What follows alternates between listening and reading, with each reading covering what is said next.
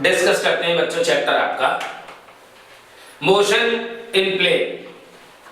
और motion in plane में पहला टॉपिक आप पढ़ेंगे वेक्टर। वेक्टर शुरू करने वाले हैं हम। जिस तरीके से आप जानते हो कि क्वांटिटीज दो टाइप की है, स्केलर क्वांटिटी और वेक्टर क्वांटिटी। भाई स्केलर कौन सी है? स्केलर वो क्वांटिटी होती है जिसमें मैग्नीट्यूड होता है, सिर्फ मैग्नीट्यूड। और वेक्टर वो क्वांटिटी होती है जिनमें मैग्नीट्यूड भी होता है और डायरेक्शन भी होती है। और ध्यान रख लेना, वो वेक्टर के लॉ को भी ओबे करनी चाहिए। अब क्या होते हैं वेक्टर लॉ, वो आपको पता लगेंगे इस चैप्टर में। तो वेक्टर और वेक्टर क्वांटिटी में क्या डिफरेंस है? भाई क्वांटिटीज तो हैं, जैसे कि वेलोसिटी है, एक्सेलरेशन है, डिस्प्लेसमेंट है, फोर्स है, ये सारी वेक्टर क्वांटिटीज है। तो वेक्टर्स क्या होता है? एक directed line segment is called vector. Directed line segment is called vector होता है। बच्चों आपके नोट्स में सारी डेफिनेशन और सारे टाइप्स लिखे हुए हैं, आप नोट से डेफिनेशंस पढ़ें या सिर्फ समझें। तो पहला टाइप्स ऑफ वेक्टर में पहला, लो बच्चों, एक वेक्टर ये रहा और दूसरा वेक्टर इसी के ऊपर बच्चों ये आ गया। तो इस तरीके के वेक्टर्स को बोलते हैं कोलिनियर वेक्टर। कोलिनियर, ये सिंबल होता है बच्चों वेक्टर का। ऐसे करके यहां एरो लगा दो, इस चीज को कहते हैं हेड और इस चीज को कहते हैं बच्चों टेल। तो ये हेड होता है, ये टेल होता है वेक्टर में, ये वेक्टर का सिंबल होता है। तो बच्चों ये दो वेक्टर्स हैं, एक ही लाइन पे आ गए, ए वेक्टर बी वेक्टर। ये लगाना जरूरी होता है बच्चों, ये लगाना मैंडेटरी है। और ये ऐसे ही लगेगा बच्चों, ऐसे नहीं है कि कोई वेक्टर ऐसे जा रहा हो तो उस पे ऐसे करके लगा दो, ये नहीं होता, ऐसे ही लगेगा लाइक दिस। तो ये सिंबल है वेक्टर का। तो दो वेक्टर्स जब एक लाइन पे ही मूव कर रहे हैं तो इनको कहा जाता है collinear vector on the line. इसमें एंगल 0 डिग्री है बच्चों। अगर ऐसे हो जाए तो इनको पैरेलल वेक्टर कह दिया। ये बन गया तुम्हारा पैरेलल वेक्टर, इसमें भी थीटा 0 डिग्री है। अगर ऐसे कर दिया तो ये एंटी पैरेलल वेक्टर बन गया।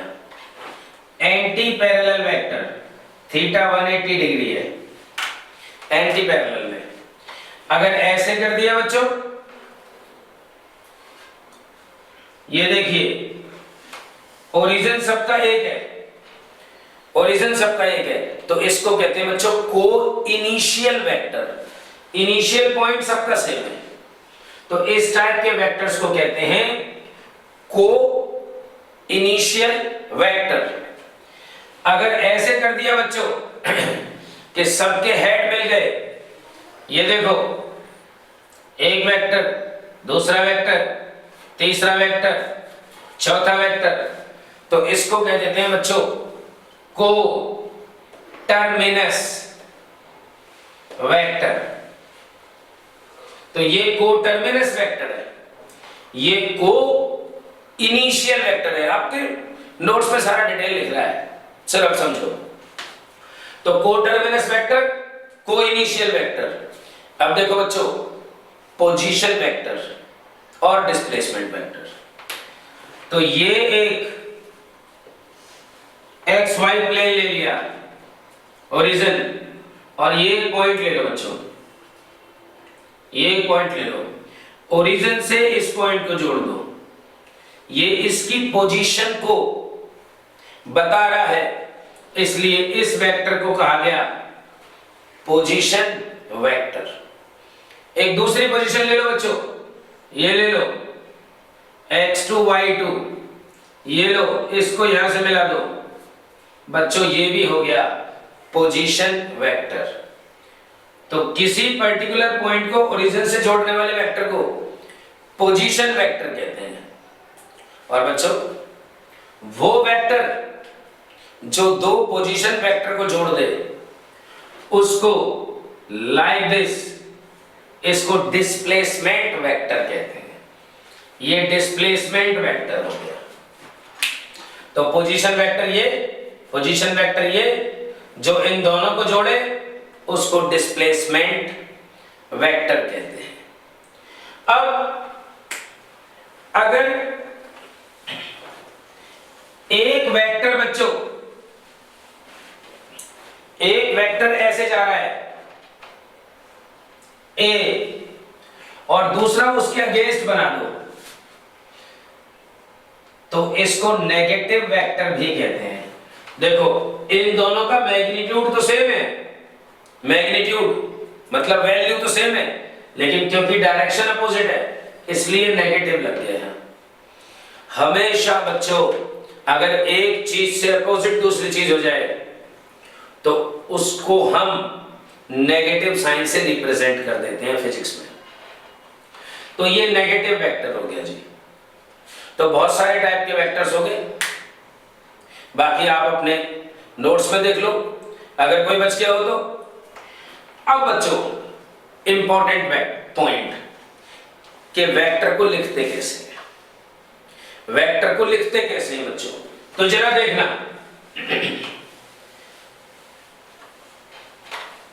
जैसा कि आप जानते हो कि x plane, y plane, z plane हो गया, ये एक्स वाई जेड प्लेन हो गया। अब जब ये एक्स वाई जेड प्लेन हो गया तो बच्चों इसको लिखते हैं आई कैप, इसको लिखते हैं जे कैप और इसको लिखते हैं के cap. X y z plane बन गया ये। यहां बच्चों 90 डिग्री 90 डिग्री 90 डिग्री एंगल है ये। अब x plane, y plane, z plane. तो जैसे तुम एक इक्वेशन लिखते थे 2x 3y 4z, ऐसे ही वेक्टर लिखने का तरीका होता है बच्चों। 2 बच्चों x की जगह i cap, 2i cap plus 3 j cap plus 4 k cap. तो ये वेक्टर लिखने का तरीका बन गया बच्चों।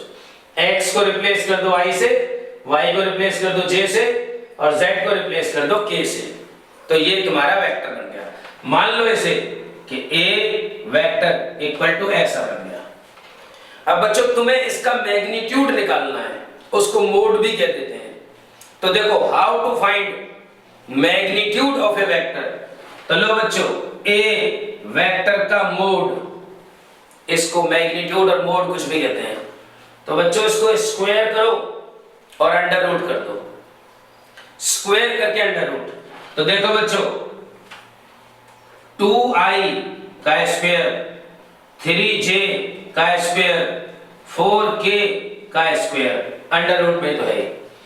अब बच्चों एक चीज आपके सामने बाद में आएगी, फिलहाल आप सुन लो कि i कैप का स्क्वायर 1, j कैप का स्क्वायर 1 और k कैप का स्क्वायर 1 होता है।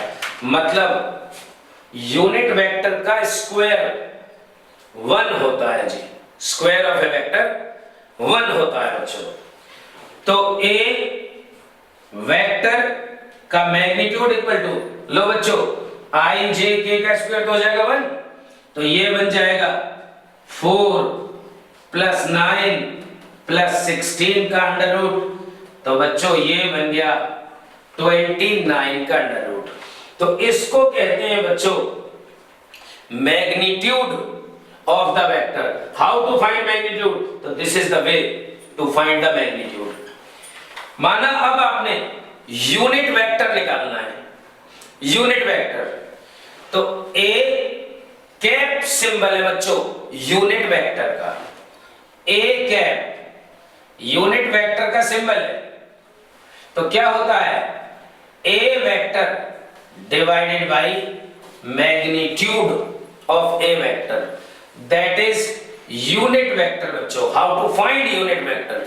तो this one is the formula to find the unit vector. तो कैसे निकालेंगे बच्चों कि A cap is equals to, माना ये ए वेक्टर, तो 2i 3j cap 4k cap, cap लगाना जरूरी है बच्चों, डिवाइडेड बाय, बच्चों इसका मैग्नीट्यूड क्या निकला था 29, तो अंडर रूट 29, तो a cap becomes 2 by under root 29 i, 3 by under root 29 j और 4 बाई अंडर रूट 29 k। तो ये आपका कैलकुलेट हो गया बच्चों यूनिट वेक्टर, और इस तरीके से वेक्टर और उसकी टाइप खत्म होती है जी।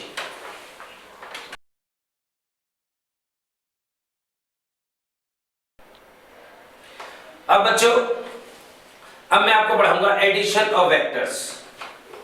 तो पहले तो एडिशन ऑफ वेक्टर 3 टाइप का है, सिर्फ आपको इसका फॉर्मूला बता रहा हूं मैं, बाद में इसका प्रूफ कराऊंगा। डेफिनेशन आपके नोट्स में है। तो पहला बच्चों, triangle law of vector addition.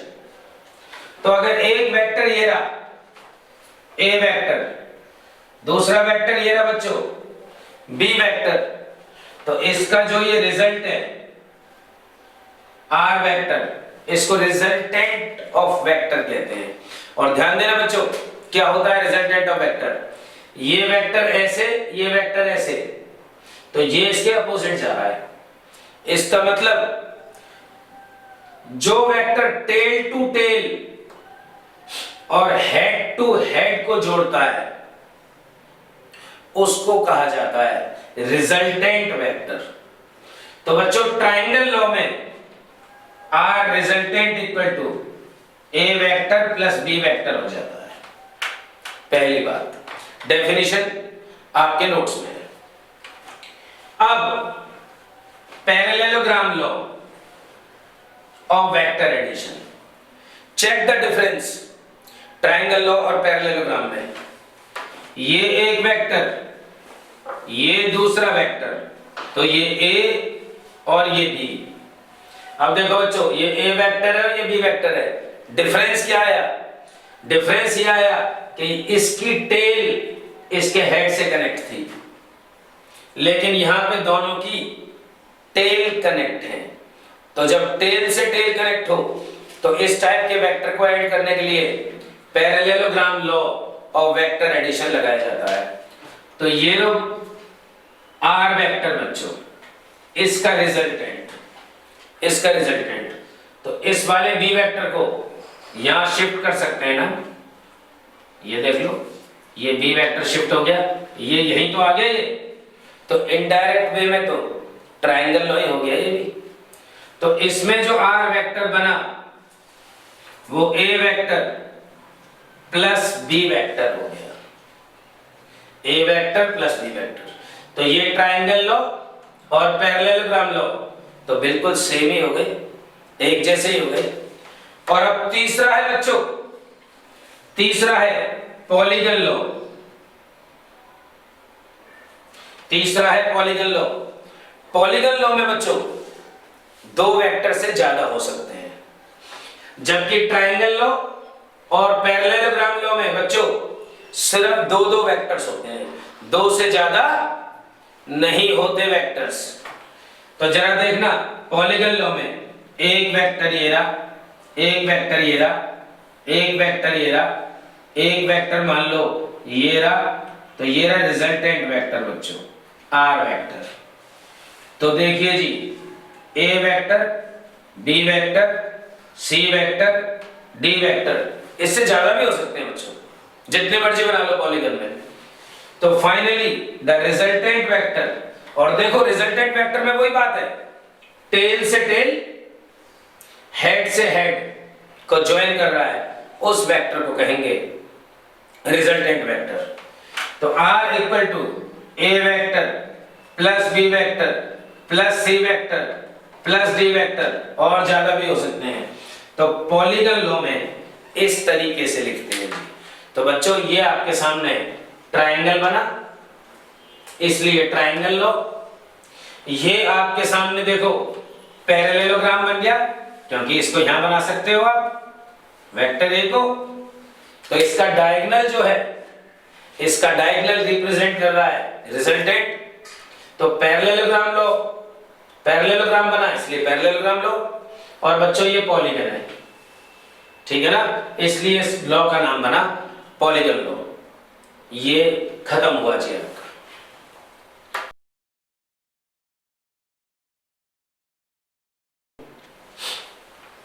तो अब डिस्कस करते हैं बच्चों derivation of triangle law of vector addition.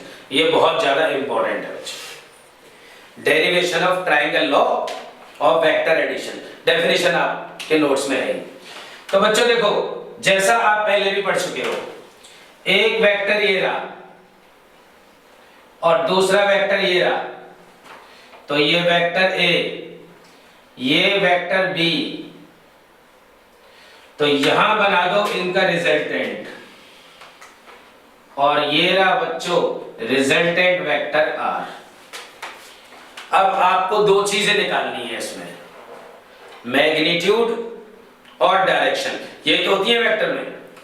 तो बच्चों आर को तो कहते हैं मैग्नीट्यूड, इसको तो कहते हैं मैग्नीट्यूड। और बच्चों इस वाले वेक्टर ए और रिजल्टेंट वेक्टर के बीच में जो एंगल है, इसको कहते हैं डायरेक्शन। तो दोनों चीजें निकालनी है आपने। अब इसको एक्सटेंड कर दो बच्चों, और यहां से एक परपेंडिकुलर डाल दो। यहां पे एंगल बना लो बीटा। ध्यान रख लेना, ये बीटा एक्सटेंडेड लाइन के साथ बन रहा है, ये कोई ओरिजिनल नहीं है, ये एक्सटेंडेड लाइन है। अब ए बी सी डी ले लो, यहां परपेंडिकुलर डाला है तो ये 90 डिग्री है। वेक्टर ये रहा ए और ये रहा वेक्टर बी। तो बच्चों इसमें पाइथागोरस थ्योरम अप्लाई कर दो। तो अप्लाई पाइथागोरस थ्योरम। तो पाइथागोरस थ्योरम अप्लाई कर दो बच्चों। तो ए डी का स्क्वायर इज इक्वल्स टू ए सी का स्क्वायर प्लस सी डी का स्क्वायर। पाइथागोरस थ्योरम अप्लाई कर दिया। अब बच्चों ए डी को क्या लिखते हैं हम? Are vector. आर वेक्टर लिखते हैं, लिखेंगे अभी आगे, अभी लिख रहे हैं। तो ए डी स्क्वायर बच्चों ए सी को लिख लो बच्चों A B plus B C. तो A B plus B C का स्क्वायर प्लस सी डी का स्क्वायर। तो A D square is equals to बच्चों इसका स्क्वायर खोल दो। जब इसका स्क्वायर खोल दोगे तो A B square plus B C square 2 times A B B C plus में सी डी स्क्वायर बच्चों। अब जरा देखना, C D square plus B C square, ये तो बी डी स्क्वायर बन गया, अगेन पाइथागोरस। तो C D square plus B C square, इसमें तो दोबारा से पाइथागोरस लग रही है बच्चों, देख लो ना। C D square plus B C square equal to B D square, right angle triangle है भाई। तो देखिए बच्चों A D square is equals to, अब ए बी स्क्वायर तो बच्चों ऐसे लिख लिया, बी सी स्क्वायर। अब बी सी और सी डी स्क्वायर को क्या लिख दोगे आप? बी सी स्क्वायर और सी डी स्क्वायर को लिख दो बी डी स्क्वायर, तो बी डी स्क्वायर ये बन गया, प्लस में बाकी अभी ऐसे है 2 times A B B C. ये लाइट ऐसे तो नहीं कर दी इसमें,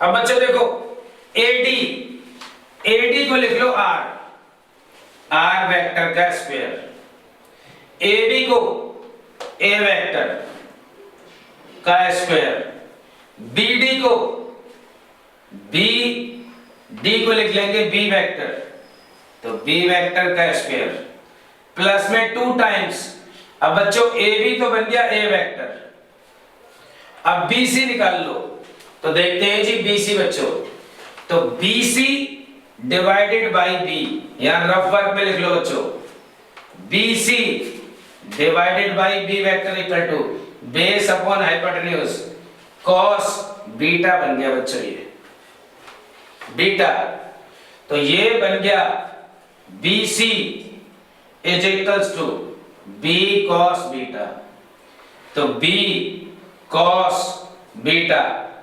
अब देखो बच्चों एक बहुत ध्यान रखने वाली बात है, ध्यान रखने वाली बात बच्चों ये है कि जब कभी भी किसी पे स्क्वायर लगा होता है तो फिर वह वेक्टर नहीं लगा सकते, क्योंकि वेक्टर का स्क्वायर स्केलर क्वांटिटी होती है।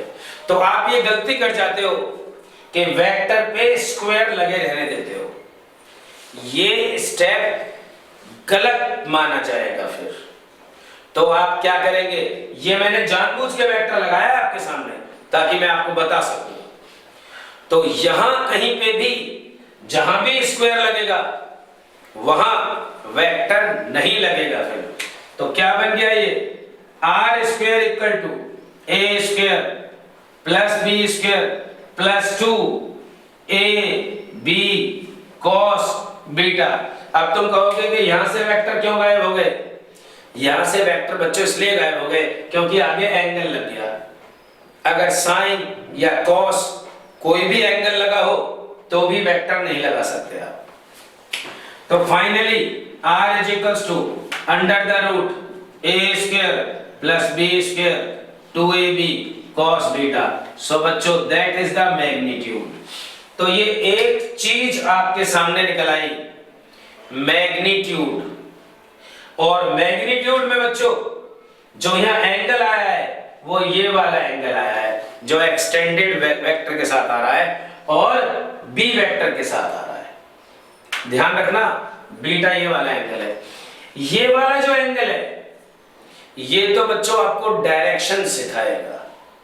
जरा डायरेक्शन सीख के देखते हैं। डायरेक्शन में बच्चों, डायरेक्शन में या डायरेक्शन tan थीटा, तो बच्चों tan थीटा, ये रहा बच्चों थीटा, क्या बन जाएगा tan थीटा में, this one perpendicular CD divided by base AC।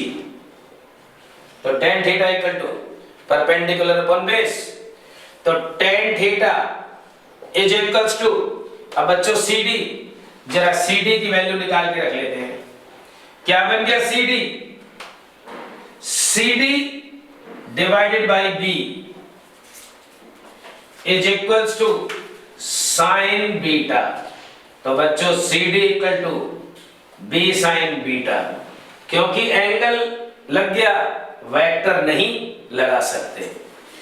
तो जरा देखना tan theta is equals to CD की जगह B sine beta divided by AC की जगह बच्चों AC बन गया AB प्लस BC, तो AB प्लस BC, तो tan थीटा आ गया बच्चों final answer B sine beta divided by A plus, देखो AB को तो A लिखूंगा ना मैं, A और BC की जगह B cos बीटा। तो बच्चों ये आया तुम्हारा डायरेक्शन। तो R तो बन गया मैग्नीट्यूड, जिसको आप रिजल्टेंट कहते हैं, और ये tan थीटा, इसमें से सिर्फ थीटा, थीटा बन गया तुम्हारा डायरेक्शन। तो मैग्नीट्यूड और डायरेक्शन दोनों निकल आए। अब पढ़ेंगे बच्चों इसके स्पेशल केस।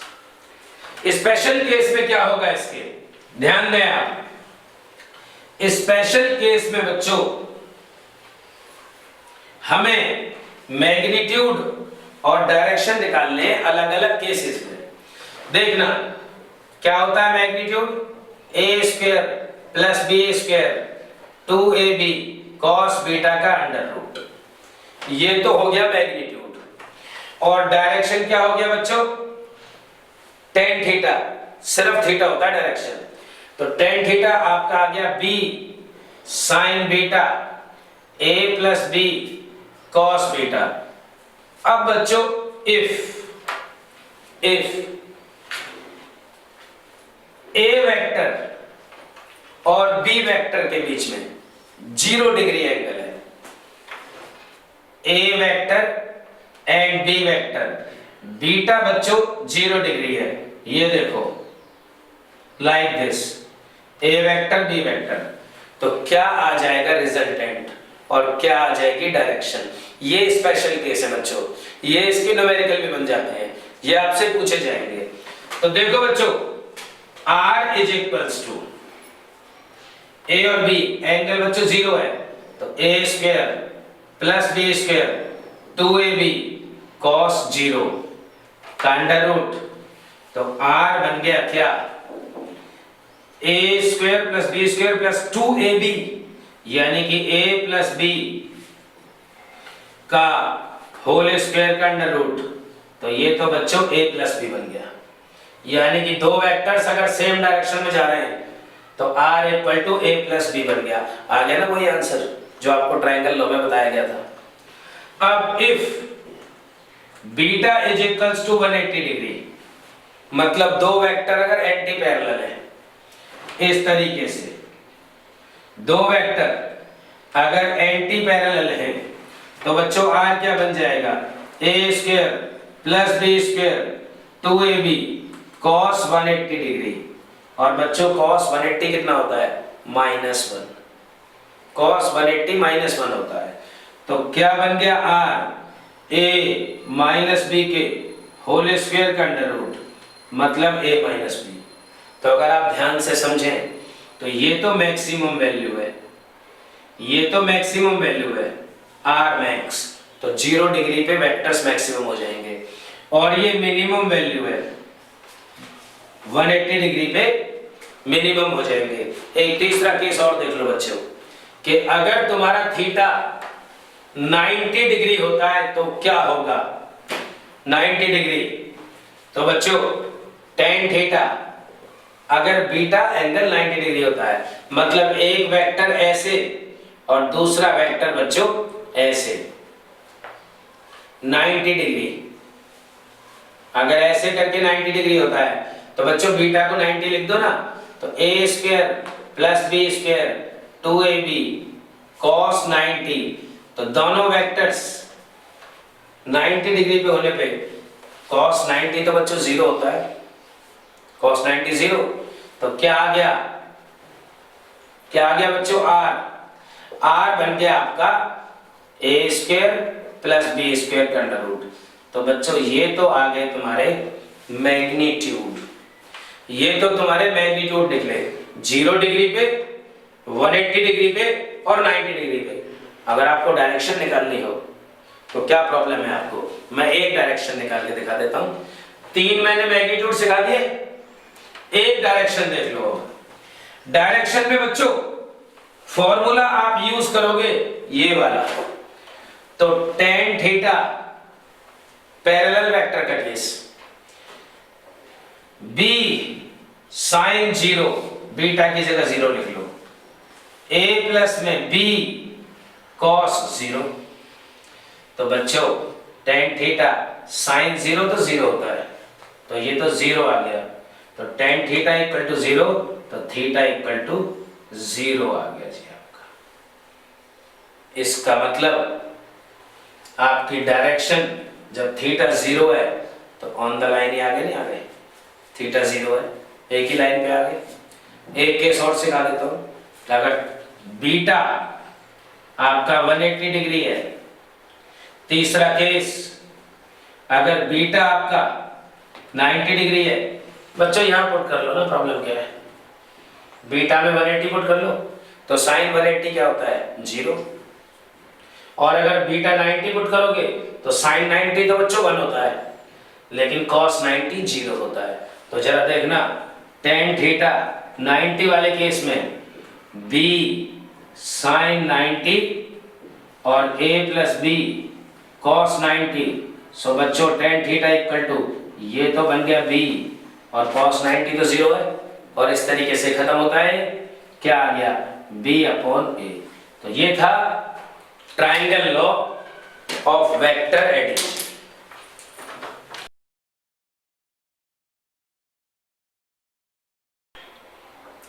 और अब बच्चों देखना parallelogram law of vector addition. तो जैसे आपने triangle law of vector addition किया, बिल्कुल सेम उसी तरीके से parallelogram law of vector addition हो जाएगा। देखिए इसमें डिफरेंस क्या है, ये एक वेक्टर A और ये वेक्टर B है बच्चों, तो ये निकाल लो रिजल्टेंट, R वेक्टर ये आ गया। इस वेक्टर को यहां शिफ्ट कर लो बच्चों, ये लो, जब ये यहां शिफ्ट कर लिया ये वेक्टर, इसको एक्सटेंड कर दो, ये ऐसे हो गया, तो A B C और D, तो B वाला वेक्टर तो बच्चों ये आ गया ना, ये रहा एंगल बीटा और ये रहा एंगल थीटा, तो बच्चे तो वापस ट्राइंगल लॉ बन गया। Same derivation, same special cases, इसका मतलब ट्राइंगल लॉ और पैरेललोग्राम लॉ में सिर्फ डिफरेंस है फिगर का, डेरिवेशन का और रिजल्ट का कोई डिफरेंस नहीं है। जरा सुनना, रिजल्टेंट क्या आया इसमें, A square plus B square 2ab cos beta. तो बच्चों ये जो एंगल है, इस वाले एंगल को यहां लेना होता है, ये एंगल जो वेक्टर और दूसरे वेक्टर का एक्सटीरियर एंगल है बच्चों, कीप इन माइंड, एक वेक्टर ये रहा, दूसरा वेक्टर ये रहा, इसके बाहर वाला एंगल है, उसको लेना होता है, अंदर नहीं है ये एंगल।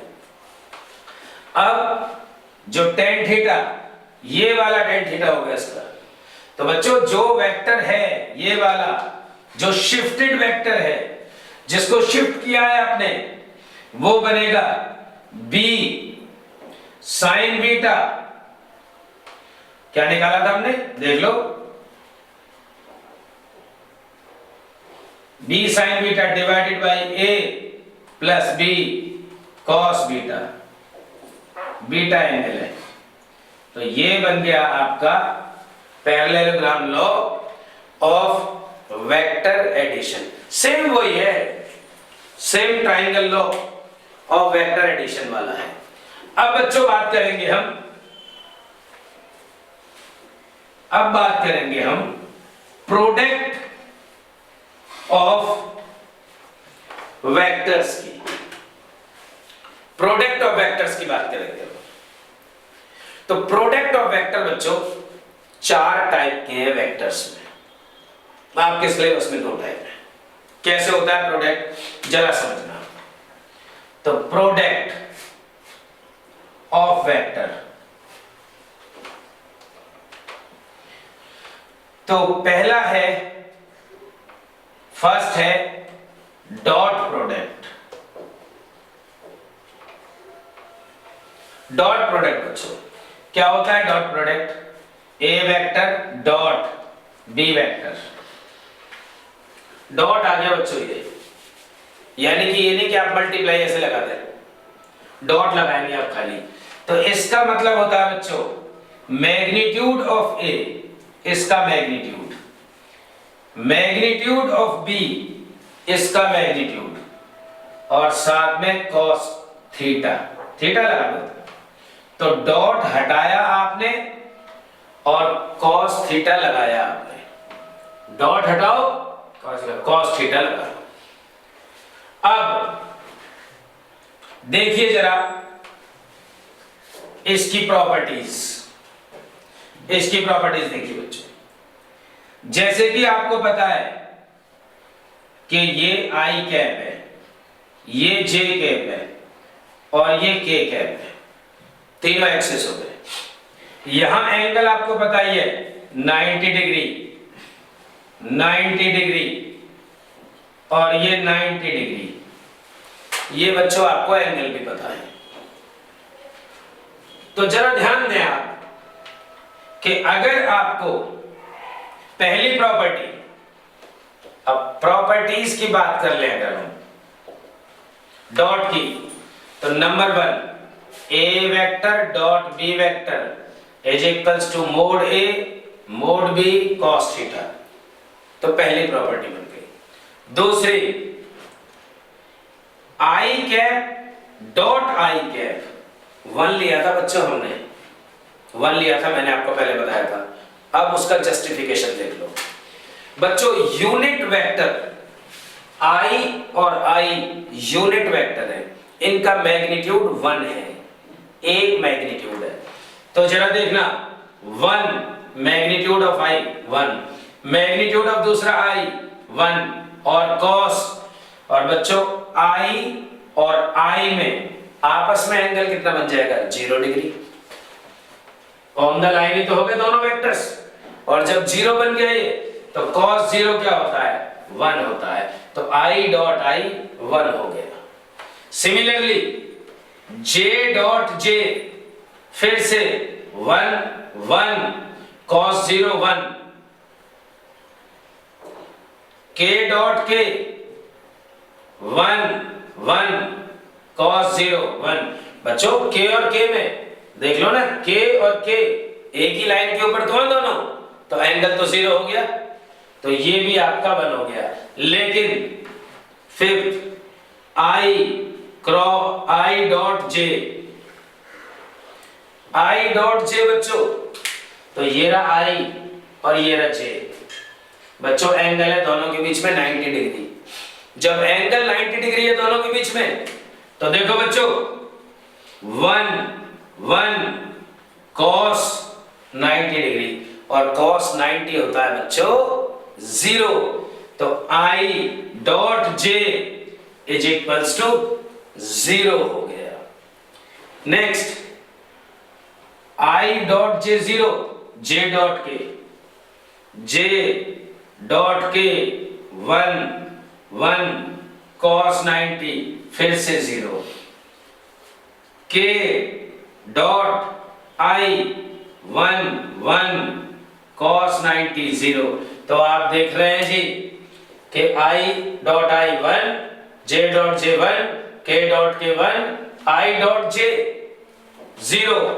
तो i j और k क्या है बच्चों, ये यूनिट वेक्टर्स होते हैं। ये i dot j unit vectors होते हैं आपके। अब बात करते हैं थोड़ा आगे अगली प्रॉपर्टी की, अगली प्रॉपर्टी की बात करते हैं बच्चों। तो जरा देखना 8 a vector dot b vector, ये बच्चों इक्वल हो जाएगा b vector dot a vector के। a dot b b dot a बन जाएगा। कैसे, मैं आपको समझाता हूं एक न्यूमेरिकल के थ्रू। तो a वेक्टर ले लो 2i 3j 4k, b vector ले लो 5i 2j 3k बच्चों। और अब देखना a vector dot b vector, तो बच्चों जब a डॉट b करोगे आप, तो i का i के साथ करो, j का j के साथ, k का k के साथ, और बाकी किसी के साथ फायदा ही नहीं है, 0 आंसर आएगा। तो देखो i डॉट i 1 हो गया और 2 इंटू 5 10 हो गया, या ऐसे लिख लो 10 i square, 3 into 2 6 j square, और 4 इंटू 3 12 k स्क्वायर। तो बच्चों a dot b is equals to 10 6 12, और ये हो गया तुम्हारा 18। अब जरा देखिए b डॉट a,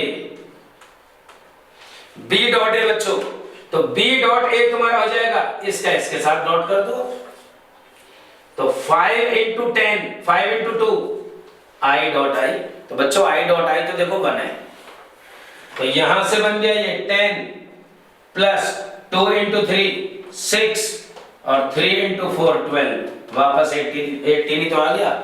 इसका मतलब a डॉट b बच्चों b डॉट a के इक्वल होता है, बराबर होता है। अब एक प्रॉपर्टी और बच गई, इसकी खत्म होती है फिर डॉट प्रोडक्ट की प्रॉपर्टी, और लास्ट प्रॉपर्टी है बच्चों इसकी कि a dot b plus c is equals to बच्चों a का b के साथ डॉट करो और प्लस a का c के साथ डॉट करो, a डॉट c। तो बच्चों a dot b plus c equal to a dot b plus a dot c, और इस तरीके से खत्म होता है आपका डॉट प्रोडक्ट और उसकी प्रॉपर्टी।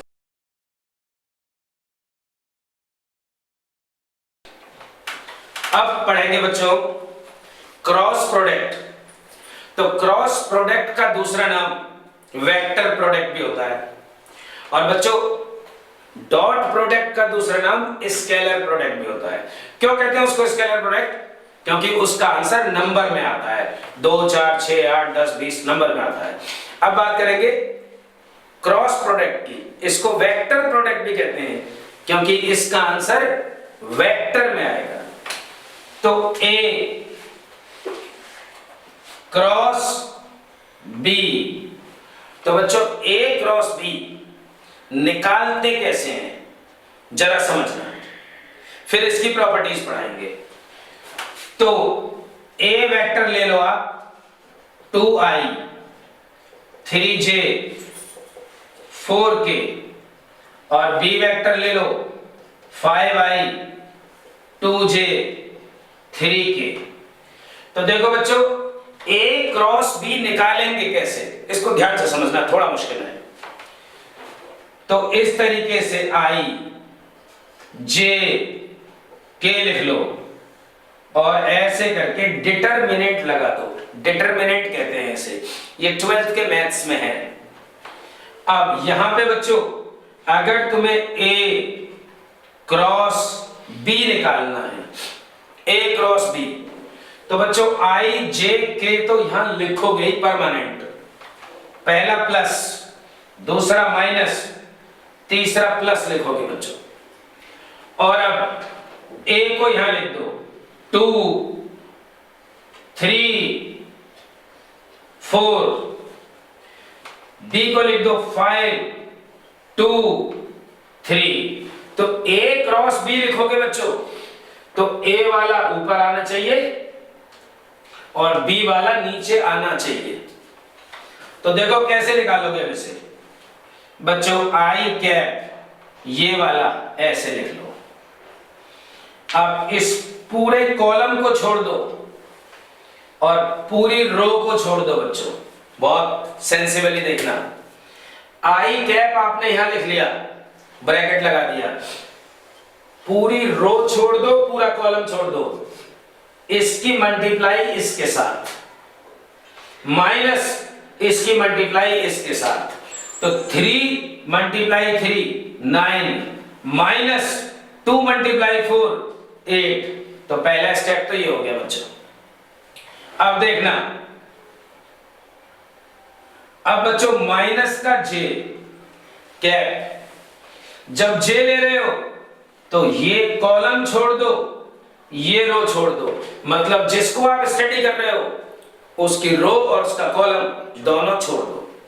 अब देखो 2 इंटू 3 6, 2 की मल्टीप्लाई 3 से, तो 6 तो ये हो गया, माइनस ये तो छोड़ ही दिए ना, 5 की मल्टीप्लाई 4 से, तो 5 इंटू 4 20 हो गया, तो माइनस ये बन गया जी, बीच वाला माइनस जे। अब फिर हटाते हैं बच्चों इसे। अब देखिए k ले लो तो प्लस k वेक्टर, तो इसको छोड़ दो बच्चों, इसको छोड़ दो बच्चों, ये और ये छोड़ दो। अब इसकी मल्टीप्लाई इसके साथ माइनस इसकी मल्टीप्लाई इसके साथ, तो 2 मल्टीप्लाई 2 4 बन गया बच्चों, 4 माइनस, तो 2 इंटू 2 4 माइनस 5 इंटू 3 15 बन गया। तो देखना बच्चों 9 माइनस 8 1 बन गया ना, तो 1 आई कैप माइनस 20 प्लस 6 माइनस 14, तो माइनस माइनस प्लस 14 जे, और बच्चों माइनस 15 प्लस 4 माइनस 11 के, तो ये बन गया बच्चों A क्रॉस B। तो A क्रॉस B बच्चों ये आंसर आया आपका, और इस तरीके से निकालते हैं बच्चों क्रॉस प्रोडक्ट। अब अगर तुम्हें B क्रॉस A निकालना है बच्चों, B क्रॉस A निकालना चाहते हो तो तरीका सुन लो, वही डिटरमिनेंट I J K लिख दो,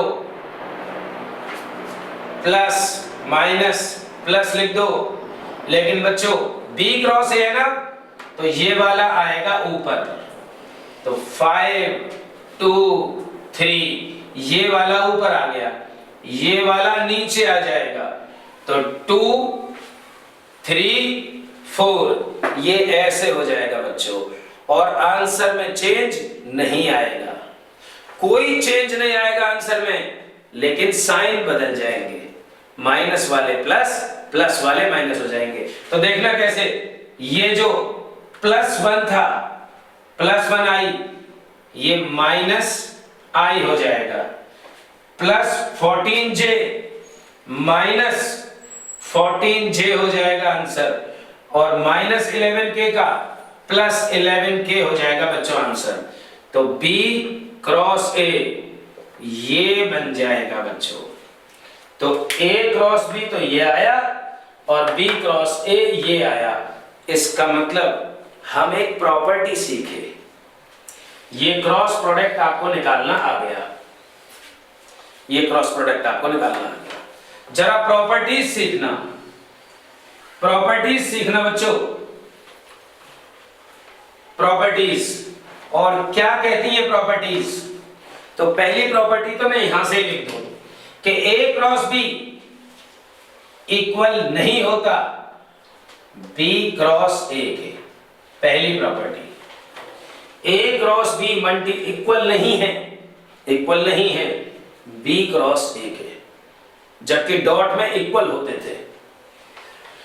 तो A क्रॉस B इक्वल है बच्चों माइनस B क्रॉस A के, तो माइनस लग जाता है बच्चों, देख लो ना यहां माइनस साइन आ गया, माइनस से मल्टीप्लाई हो गया।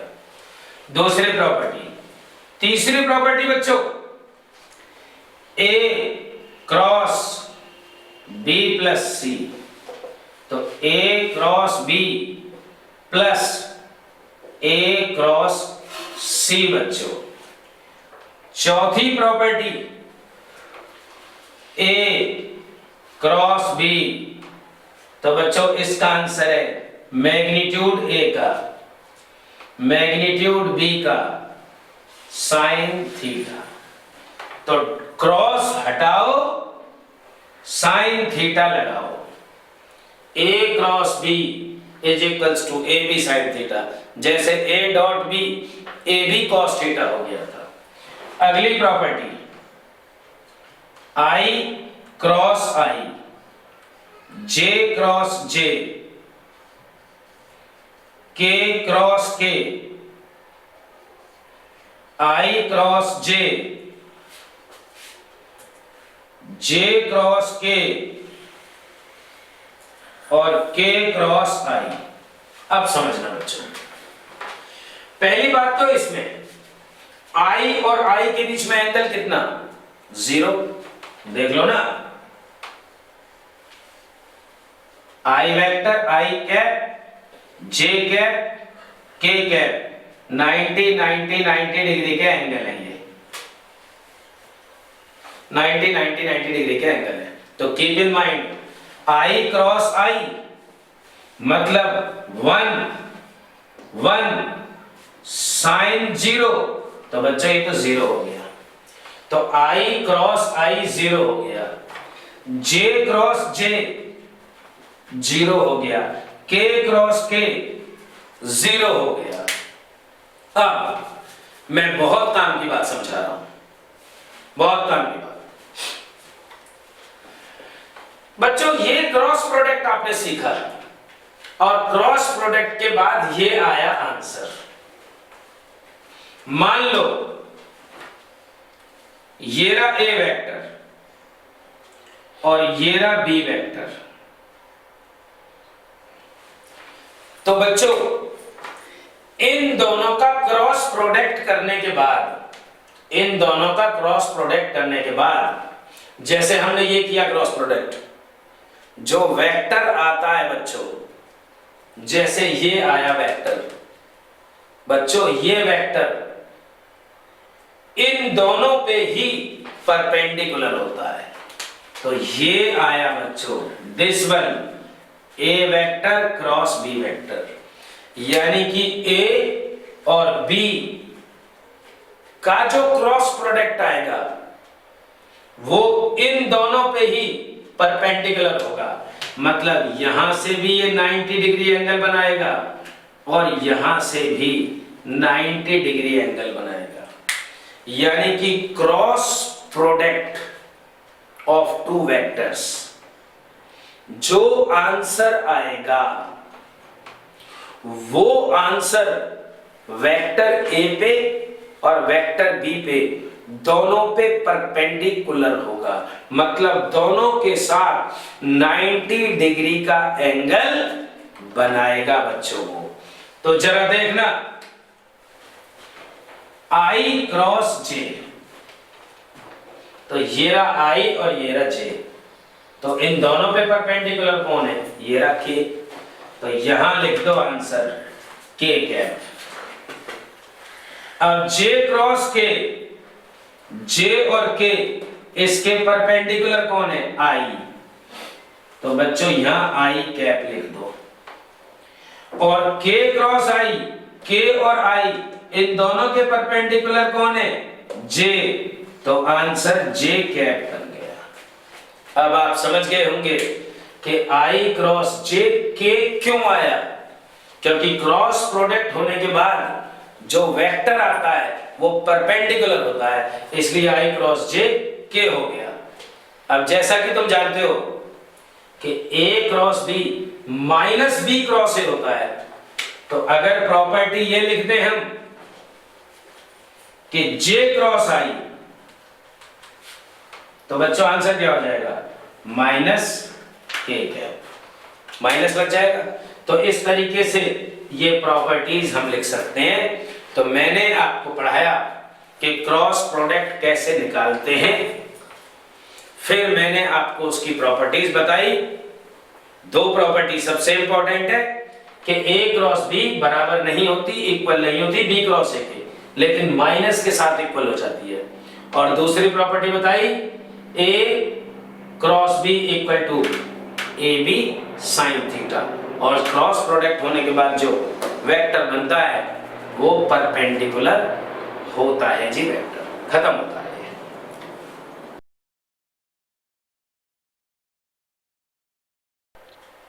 अब पढ़ेंगे बच्चों resolution of vector and rectangular component of vector. तो रेजोल्यूशन ऑफ वेक्टर में क्या होता है बच्चों कि जब एक वेक्टर दो या दो से ज्यादा पार्ट्स में ब्रेक हो जाता है, तो इस बात को रेजोल्यूशन ऑफ वेक्टर कहते हैं। Means when a vector split into two or more vectors then it is called resolution of vector. आपके नोट्स में डिटेल है। जरा रेक्टेंगुलर कंपोनेंट सोचना। देखो बच्चों, रेक्टेंगुलर कंपोनेंट ऑफ वेक्टर, ये बच्चों एक वेक्टर है, आर ले लो इसे। अब इसके दो कंपोनेंट कर दो। इसका यूज बहुत है बच्चों, ये खुद तो नहीं पूछा जाता लेकिन इसका यूज बहुत आता है। तो इस आर वेक्टर के बच्चों दो टुकड़े कर दो। एक तो एक्स एक्सिस में हो गया और दूसरा वाई एक्सिस में हो गया, और ये इसने एंगल थीटा बनाया था। एक्स एक्सिस के साथ आर वेक्टर ने थीटा एंगल बनाया था। तो अब आपको ये जो दो वेक्टर है बच्चों, एक्स और वाई, इनको कहते हैं कंपोनेंट ऑफ वेक्टर्स। तो क्या बन जाएंगे ये एक्स और वाई, ये निकालते हैं हम। तो देखो, इस y को यहां रिप्रेजेंट कर लो। तो देखना बच्चों, x divided by r is equals to cos theta. तो x component of vector r cos theta बन गया। बच्चों ये बहुत ज्यादा यूज होगा पूरी फिजिक्स में। तो जिसके साथ थीटा है वो वाला कंपोनेंट cos थीटा बदल जाता है, थीटा वाला कंपोनेंट cos थीटा हो जाएगा। अब आ जाइए y डिवाइडेड बाई r। तो y डिवाइडेड बाई r ये बन गया बच्चों sin थीटा। तो y is equals to r sin theta बन जाता है। तो तुमने ऑब्जर्व करा कि x तो बन जाता है r cos थीटा और y बन गया तुम्हारा r sin थीटा। तो ये था बच्चों आपको component of vector, resolution of vector in rectangular component. खत्म होता है ये टॉपिक।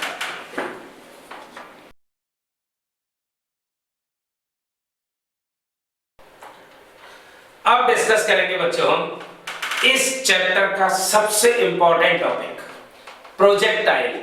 5 मार्क्स में आएगा आपके एग्जाम में, और वो भी बिल्कुल कंफर्म्ड। तो क्या होता है प्रोजेक्टाइल, जरा समझना। कोई भी बॉडी, कोई भी ऑब्जेक्ट, कोई भी चीज प्रोजेक्टाइल हो सकती है, बस उसमें अपना फ्यूल नहीं होना चाहिए। अपना फ्यूल नहीं होना चाहिए बच्चों उसमें। और जब उसे हम फेंकते हैं, मान लीजिए यहां से हमने एक बॉडी ऐसे करके प्रोजेक्ट करी, तो वो ऐसे जाती हुई ऐसे आके गिर जाएगी। तो ये जो बॉडी हुई, इस बॉडी को तो बोलोगे प्रोजेक्टाइल। ये मार्कर भी प्रोजेक्टाइल हो गया बच्चों। तो ये जो बॉडी हुई ये तो प्रोजेक्टाइल बन गया, और ये जो रास्ता बनाया इसने, ये जो पाथ बनाया बच्चों इसने, इसको कहते हैं ट्रेजेक्ट्री। तो path of the projectile is called trajectory. तो देखते हैं जरा प्रोजेक्टाइल, कोई भी बॉडी प्रोजेक्टाइल हो सकती है, बस उसमें अपना फ्यूल ना हो और उसमें इनिशियल वेलोसिटी होनी चाहिए। तो देखते हैं जी, नंबर 1 मतलब प्रोजेक्टाइल के types. Oblique projectile, oblique projectile बच्चों। तो ओब्लिक प्रोजेक्टाइल वो प्रोजेक्टाइल होता है बच्चों जो किसी एंगल पे फेंका जाता है। वो प्रोजेक्टाइल जो किसी एंगल पे भेजा जाए ओब्लिक प्रोजेक्टाइल होता है। कैसे? ये एक्स एक्सिस, ये वाई एक्सिस, ये ऐसे करके आपने प्रोजेक्टाइल को फेंका, तो ये प्रोजेक्टाइल ऐसे जाते जाते ऐसे करके यहां आके बच्चों, यहां आके गिर गया। तो ये ट्रेजेक्ट्री बनी बच्चों। The path followed by projectile is called trajectory. अब ये टॉपमोस्ट हाइट h, ये बन गई बच्चों मैक्सिमम हाइट। यहां से लेके यहां तक ये वाली डिस्टेंस ये बन गई बच्चों रेंज, मैक्सिमम रेंज और रेंज, ये दो अलग अलग वर्ड्स हैं, अभी आपको पता लगेगा। ये बच्चों एंगल थीटा, क्योंकि ओब्लिक प्रोजेक्टाइल है तो एंगल तो बनेगा ही थीटा। अब बच्चों ये इनिशियल वेलोसिटी u, जिस वेलोसिटी से आपने फेंका, इनिशियल वेलोसिटी, तो बच्चों इस u के दो कंपोनेंट रिजॉल्व कर लो, रेक्टेंगुलर कंपोनेंट जैसा आपको बताया है। तो ये तो हो गया बच्चों u साइन थीटा, देख लो ना वर्टिकल वाला कंपोनेंट है, और ये वाला कंपोनेंट बन गया u cos थीटा। तो हॉरिजॉन्टल डायरेक्शन वाला जिसके साथ थीटा है वो तो बन गया u cos थीटा, ये बन गया u sin थीटा। अब बच्चों यहां से लेके यहां तक जो पहुंचा उसको कहते हैं बच्चों टाइम ऑफ असेंड, और नीचे आने वाले को कहते हैं टाइम ऑफ डिसेंड। टॉप पे जाना टाइम ऑफ असेंड, टॉप से नीचे आना टाइम ऑफ डिसेंड। और बच्चों keep in mind time of ascend और टाइम ऑफ डिसेंड दोनों इक्वल होते हैं। टाइम ऑफ असेंड और टाइम ऑफ डिसेंड दोनों इक्वल होते हैं। जितनी देर में प्रोजेक्टाइल ऊपर जाएगा उतनी ही देर में प्रोजेक्टाइल बच्चों नीचे आएगा।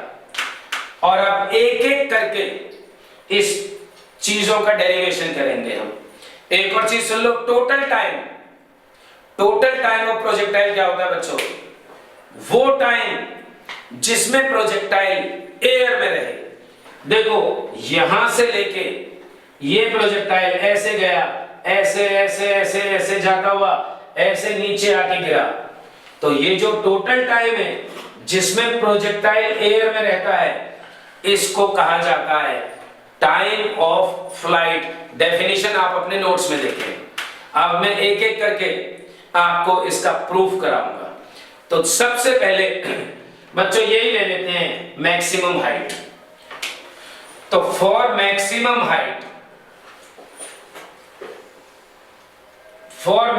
हाइट बच्चों, अब मैक्सिमम हाइट बच्चों किस इसमें? वाई एक्सिस में।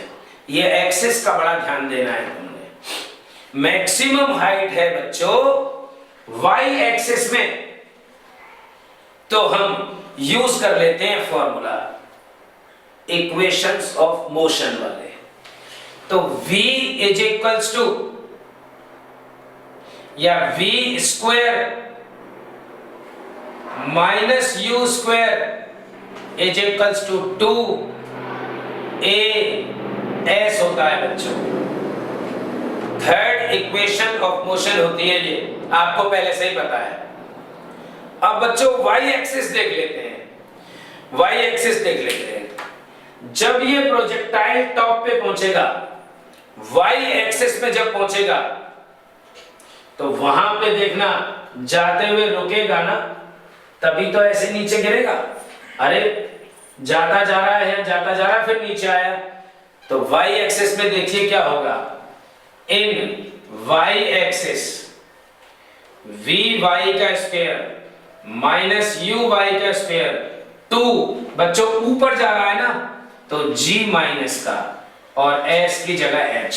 जब कोई चीज नीचे से ऊपर जाती है तो g लेते हैं बच्चों माइनस का, और ऊपर से नीचे आती है तो g लेते हैं प्लस का। अब vy ये बन गया 0 का square, velocity in y axis, final velocity, minus u in y axis u sin theta का स्क्वायर माइनस 2gh। तो बच्चों यहां से माइनस u square sine square theta is equals to minus 2gh। Minus से माइनस काट दो बच्चों, और ये रह गया u square sine square theta divided by 2g is equals to h। तो बच्चों ये बन गया आपका मैक्सिमम हाइट, और इस तरीके से खत्म होता है आपका मैक्सिमम हाइट टॉपिक।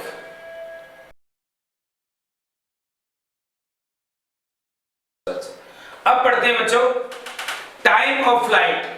तो क्या है time of flight? Total time in which the projectile remains in air. तो बच्चों यहां से आपने फेंका और यहां आके गिर गया, तो इस ड्यूरेशन में जो टाइम लगा उसको कहते हैं टाइम ऑफ फ्लाइट। लेकिन फेंका किस एक्सिस में? ऊपर वाई एक्सिस में फेंका। तो फॉर टाइम ऑफ फ्लाइट, तो बच्चों s is equals to ut half at square, ये वाली इक्वेशन हमने ले ली। अब किस एक्सिस में फेंका है? y में। तो इन y एक्सिस s की जगह y ले लो, ut प्लस में हाफ बच्चों a की जगह माइनस g, क्योंकि ऊपर फेंका है ना, इनटू में टी स्क्वायर। अब कहां जाके गिरा बच्चों? ये गिरा जाके x एक्सिस में।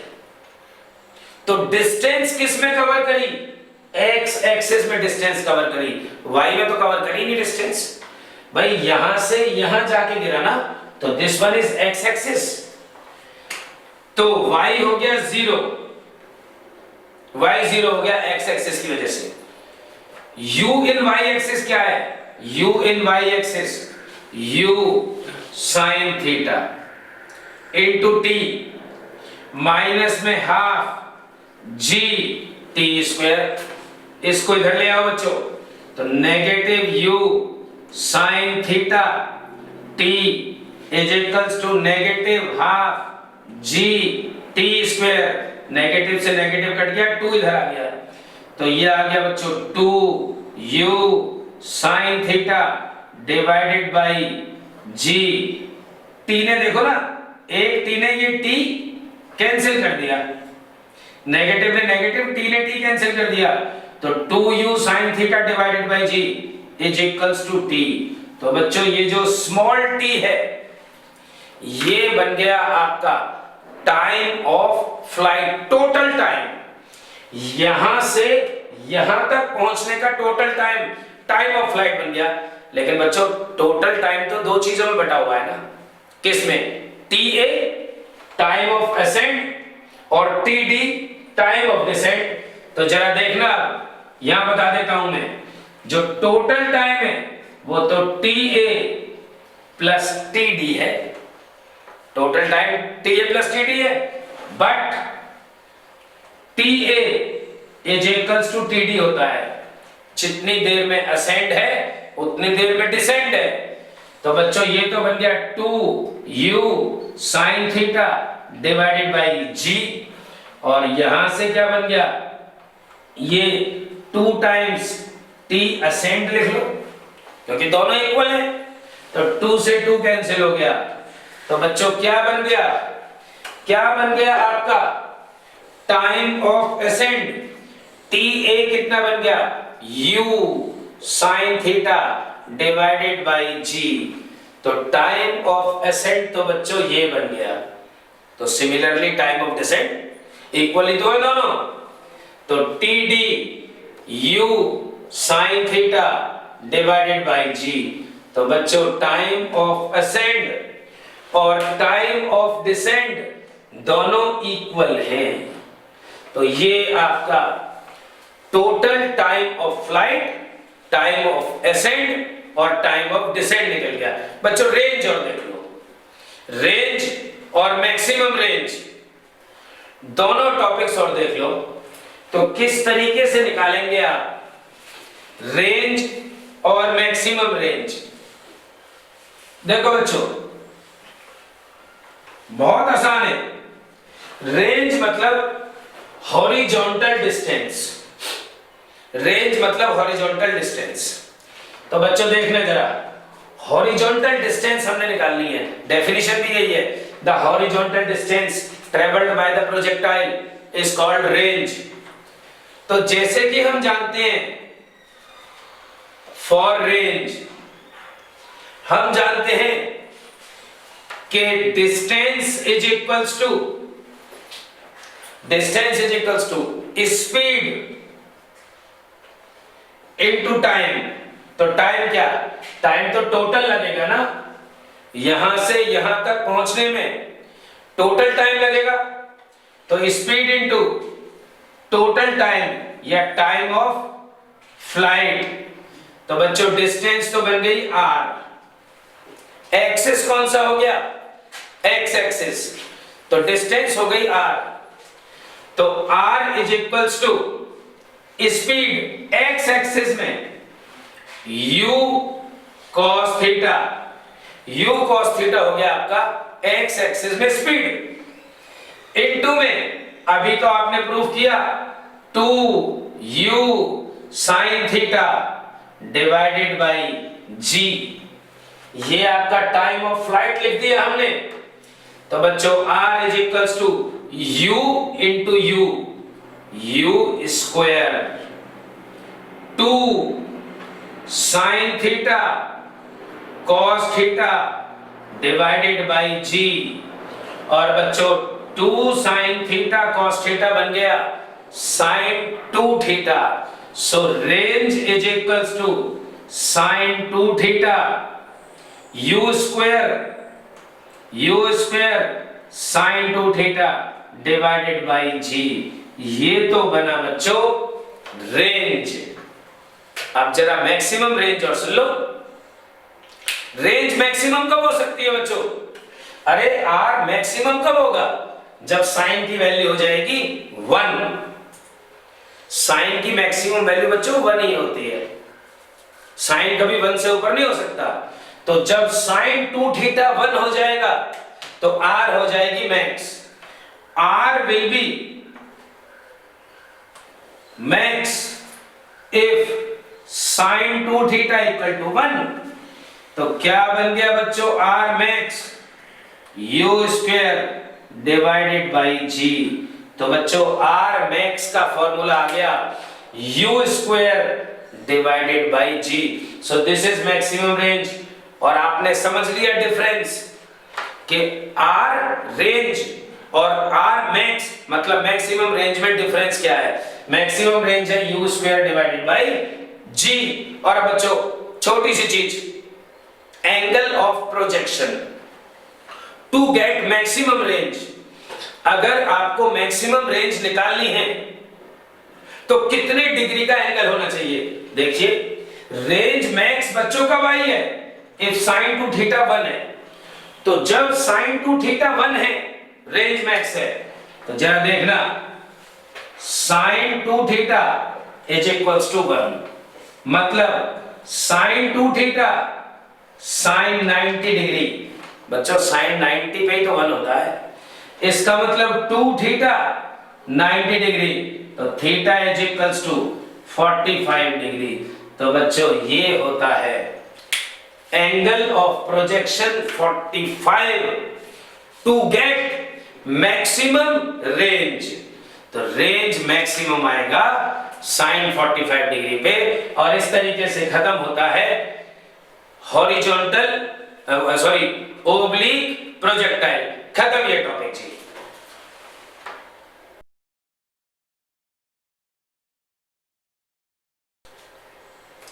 और अब डिस्कस करेंगे बच्चों ओब्लिक प्रोजेक्टाइल का last topic, the path followed by the projectile is called trajectory. तो ट्रेजेक्ट्री का डेरिवेशन अब हम करने जा रहे हैं। तो देखो बच्चों ट्रेजेक्ट्री जो है ऊपर भी जा रही है और यहां आती भी है, तो दोनों एक्सिस कवर होते हैं ट्रेजेक्ट्री में। और आप मैथ्स में जानते होगे, नहीं जानते तो सुन लो, इस पाथ को पैराबोलिक पाथ कहते हैं। पैराबोला इस शेप का होता है, मैथ्स में आपके यहां चैप्टर है। तो देखो बच्चों ट्रेजेक्ट्री, तो सबसे पहले ले लो इन एक्स एक्सिस। तो एक्स एक्सिस में बच्चों जैसा कि आप जानते हो कि distance is equals to speed into time.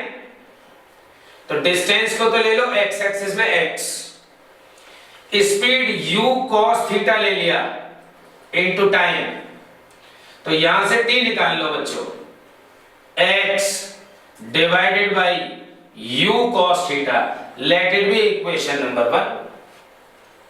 ये तो आ गया टाइम। अब y एक्सिस में ले लो, तो इन y एक्सिस, तो y एक्सिस में बच्चों y is equals to u by T plus में half a by T square. तो बच्चों y is equals to u in y axis u sine theta, और t बच्चों ये निकाल दिया। ये जो t है इसको यहां पुट कर देंगे, तो क्या बन गया, x divided by u cos theta, अब plus half a in y axis, ऊपर की तरफ एक्सेलरेशन क्या हो जाएगा बच्चों, माइनस g, तो यहां माइनस g लगा दो, और t स्क्वायर, t ये रहा बच्चों, तो t की वैल्यू पुट कर दो, क्या आ गया, x divided by u cos theta का स्क्वायर। तो आंसर बचा बच्चों ट्रेजेक्टरी का y is equals to u से u कैंसिल हो गया, तो x tan थीटा माइनस में half g x square divided by u square cos square theta. तो बच्चों ये एक्सप्रेशन बचा आपका ट्रेजेक्टरी का। अब एक चीज आप नोटिस करो कि y पे स्क्वायर नहीं है और x पे स्क्वायर है, तो वो इक्वेशन जिसमें एक एक्सिस पे स्क्वायर ना हो और दूसरे पे स्क्वायर हो, इसको कहा जाता है पैराबोलिक इक्वेशन। तो ये जो इक्वेशन बनी, इस इक्वेशन को, इस ट्रेजेक्टरी को पैराबोलिक इक्वेशन भी कहा जाता है। और ये पूरा टॉपिक आपका खत्म हुआ ओब्लिक प्रोजेक्टाइल।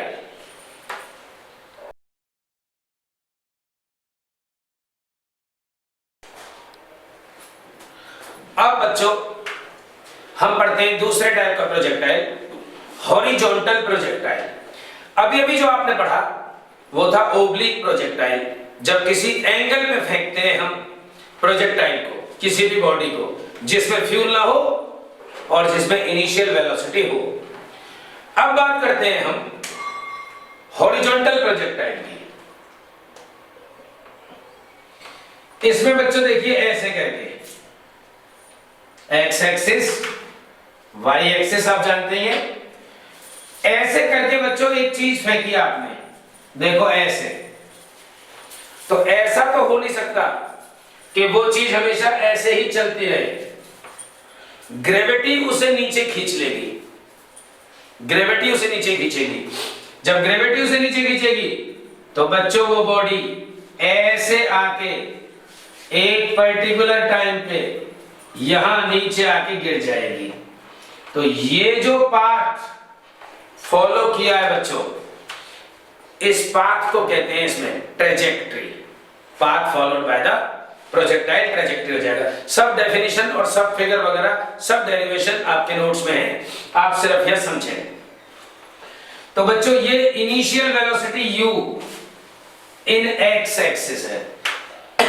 तो x एक्सिस में आपने प्रोजेक्टाइल को फेंका है और y एक्सिस में ग्रेविटी ने उसको खींच लिया। एक स्पेशल नोट देखो बच्चों, एक स्पेशल नोट। तो स्पेशल नोट में आप देखेंगे प्रोजेक्टाइल की पूरी बात, तो क्या बन जाएगी बच्चों, ये वेलोसिटी इन एक्स एक्सिस बच्चों u बन गई। एक्स एक्सिस में हॉरिजॉन्टल वेलोसिटी u बन गई। एक्स एक्सिस में बच्चों एक्सेलरेशन 0 होगा क्योंकि कांस्टेंट वेलोसिटी है ना ये, तो एक्सेलरेशन एक्स एक्सिस में 0 होगा। Velocity initial in y axis 0 है।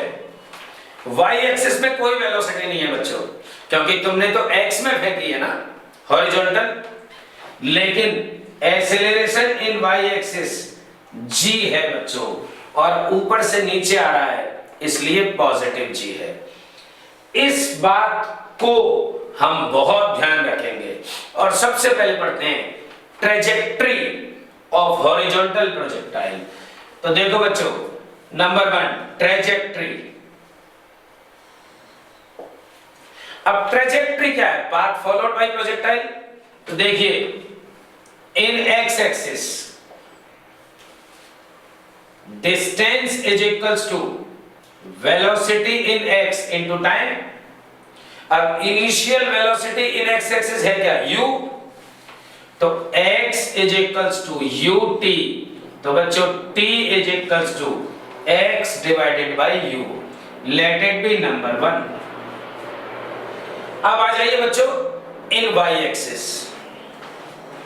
इन y एक्सिस, तो y एक्सिस में क्या हो जाएगा? y is equals to u y t plus में half a y t square. तो यहां से बनेगा ये y, तो ये हो गया u इन y एक्सिस। देख लो बच्चों, u इन y एक्सिस 0 होता है, तो ये तो बन गया 0 प्लस में half a in y axis होता है बच्चों g, और t तो ये निकाल रखा बच्चों x upon u, x by u हो गया ये square. So y is equals to half g x square divided by u square. तो बच्चों फिर से देखो, फिर से वही बात, y पे स्क्वायर नहीं है और x पे स्क्वायर है, तो ये पैराबोलिक पाथ हो गया। तो ट्रेजेक्ट्री ऑफ हॉरिजॉन्टल प्रोजेक्टाइल भी पैराबोलिक पाथ होती है, और इस तरीके से खत्म होता है ट्रेजेक्ट्री ऑफ प्रोजेक्टाइल।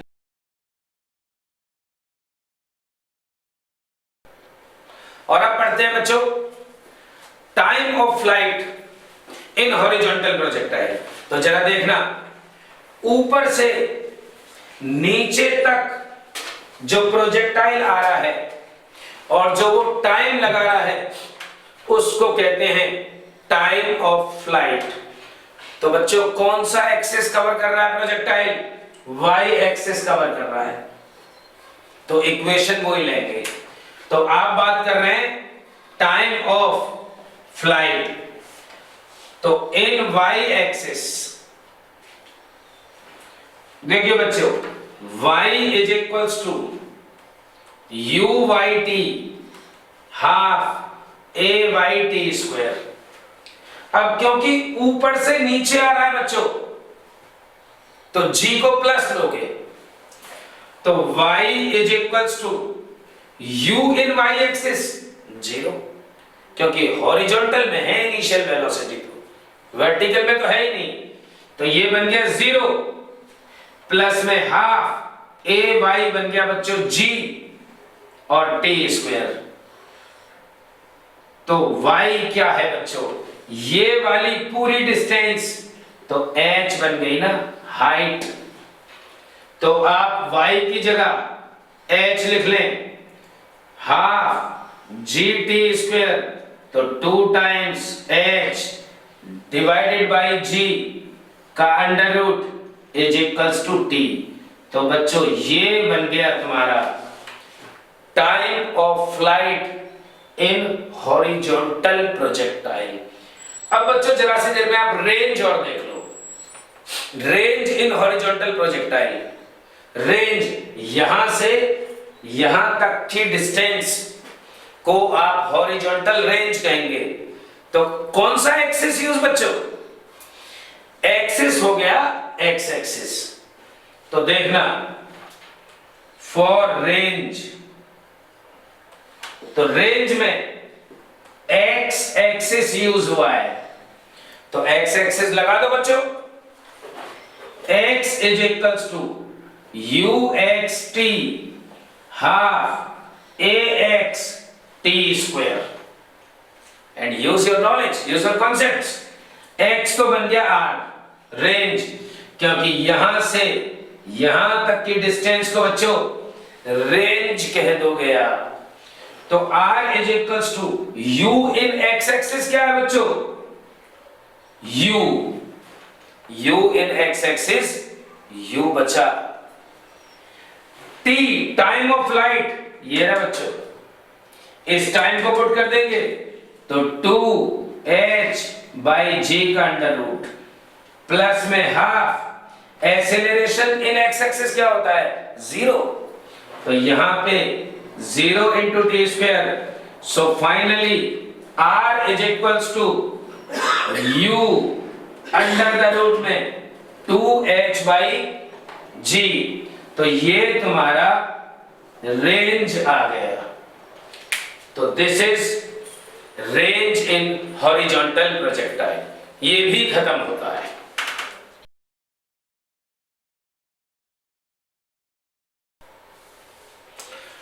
अब बच्चों हॉरिजॉन्टल प्रोजेक्टाइल की आखिरी चीज वेलोसिटी एट एनी इंस्टेंट, किसी भी टाइम पे वेलोसिटी। तो ये केस ले लो बच्चों, यहां आप यहां नेट वेलोसिटी निकालना चाहते हैं, तो ये तो हो गई वेलोसिटी इन एक्स एक्सिस, और बच्चों ये हो गई वेलोसिटी इन वाई एक्सिस। दोनों के बीच में एंगल कितना है 90 डिग्री, और ये जो आ रहा है निकल के this one is net velocity बच्चों, वी नेट।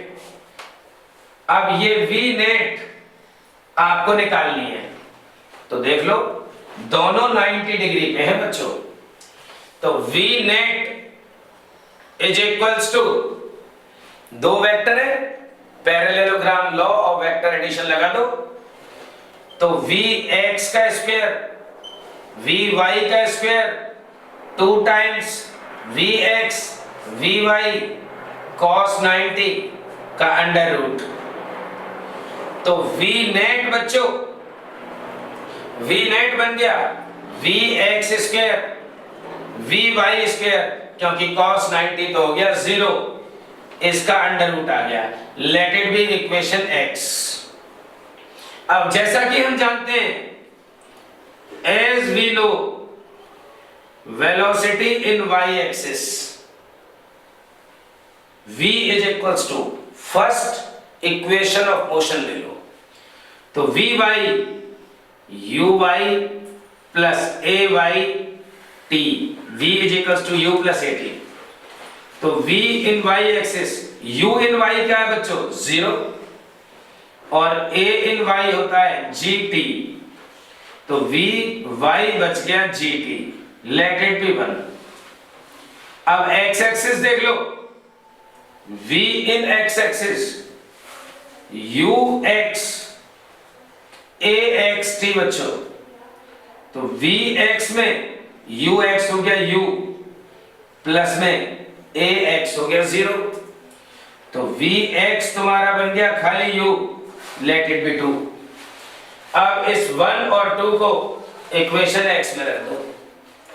जब इक्वेशन x में रख दोगे, पुट 1 एंड 2 इन x, तो क्या बचेगा बच्चों, ये बचेगा तुम्हारा v net is equals to vx तो बच्चों u है, तो u का स्क्वायर प्लस में vy क्या है बच्चों gt, तो ये बच गया g स्क्वायर t स्क्वायर का अंडर रूट।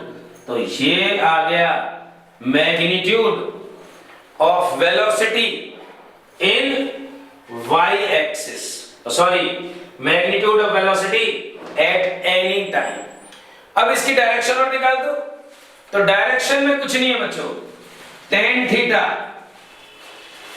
थीटा जो है ये डायरेक्शन है आपकी, और ये बन जाएगा vy divided by x axis, velocity in x axis, तो vy डिवाइड बाय vx, ये तुम्हारा बन गया तो नेट वेलोसिटी का डायरेक्शन, और ये बन गया मैग्नीट्यूड। खत्म होता है हॉरिजॉन्टल प्रोजेक्टाइल।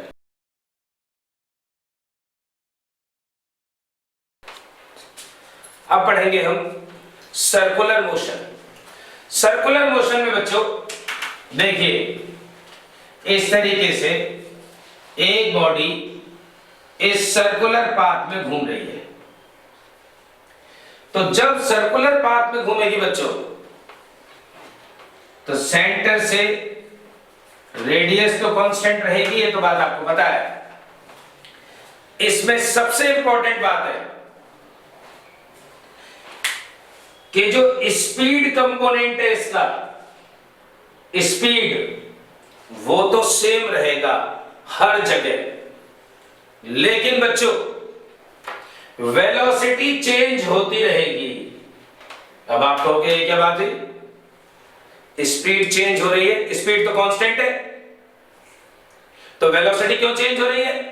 तो देखो ना बच्चों, हर जगह डायरेक्शन चेंज हो रही है। जब यहां पे है तो ऐसे जानी चाहिए वो, लेकिन ऐसे जा रहा है ना सर्कुलर मोशन को। जब वो यहां पहुंच गया तो ऐसे जाना चाहिए, लेकिन ऐसे जा रहा है ना। जब यहां पहुंच गया तो ऐसे जाना चाहिए, लेकिन ऐसे जा रहा है ना।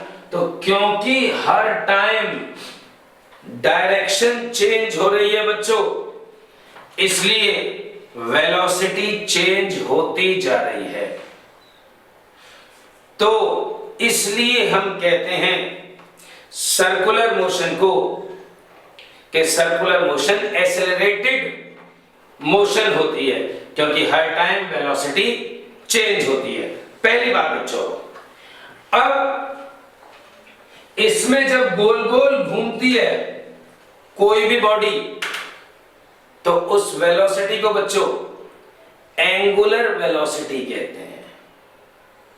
जो छोटा सा डिस्प्लेसमेंट ट्रेवल होता है इसमें, उस छोटे से डिस्प्लेसमेंट को एंगुलर डिस्प्लेसमेंट कहते हैं। उस एक्सेलरेशन को एंगुलर एक्सेलरेशन कहते हैं। तो देखिए जरा ध्यान से, सबसे पहले एंगुलर डिस्प्लेसमेंट समझना। ये सर्कुलर पाथ और एक बॉडी पोजीशन ए से पोजीशन बी पे पहुंच गई। तो देखिए जरा सेंटर से यहां से यहां पहुंच गई बॉडी लाइक दिस। तो ये जो डिस्प्लेसमेंट हुआ बच्चा डी थीटा डेल्टा थीटा, बहुत छोटा एंगल, इसको कहेंगे एंगुलर डिस्प्लेसमेंट।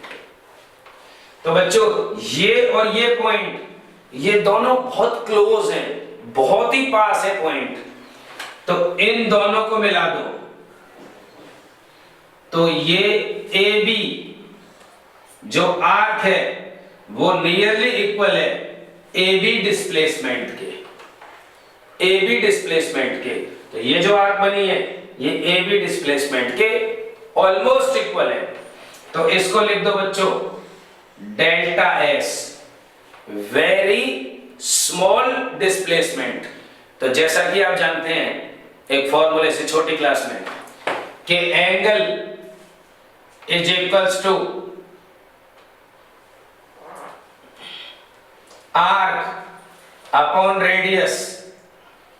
तो बच्चों angle delta theta, arc A B upon radius R. तो angular displacement is equals to delta S divided by are.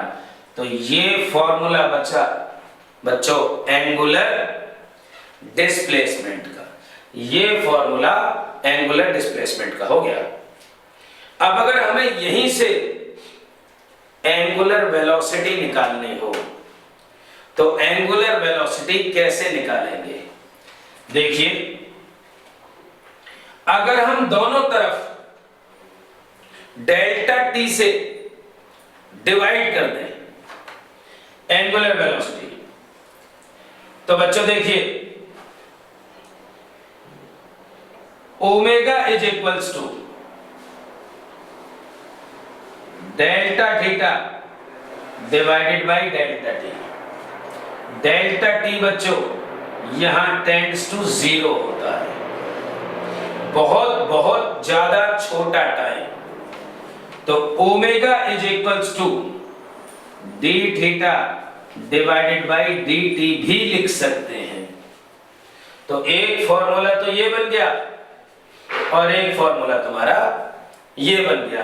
तो ये एंगुलर डिस्प्लेसमेंट, ये और ये एंगुलर वेलोसिटी, और अगर अल्फा लिख दिया हमने तो ये बन गया एंगुलर एक्सेलरेशन।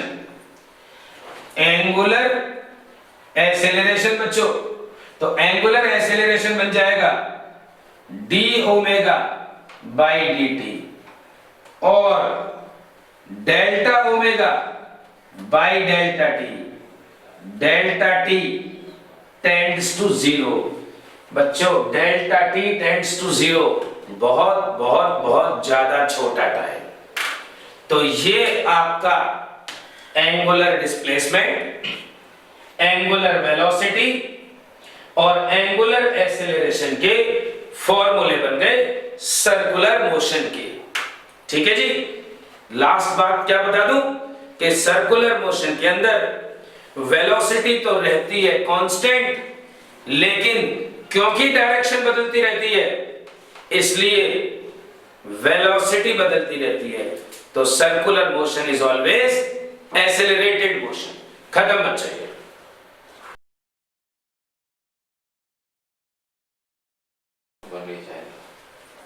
अब डिस्कस करते हैं relation between linear velocity and angular velocity.